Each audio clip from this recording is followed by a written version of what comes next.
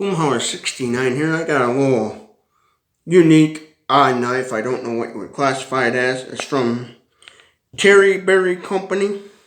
There's what it looks like in the case. It has a little blue gemstone on it. Here's what it looks like folded up.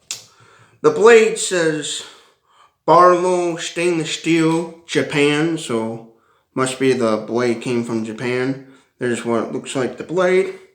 Here's the file it has.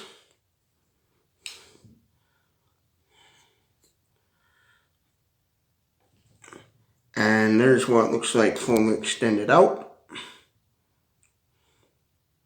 There's the back side, which is blank.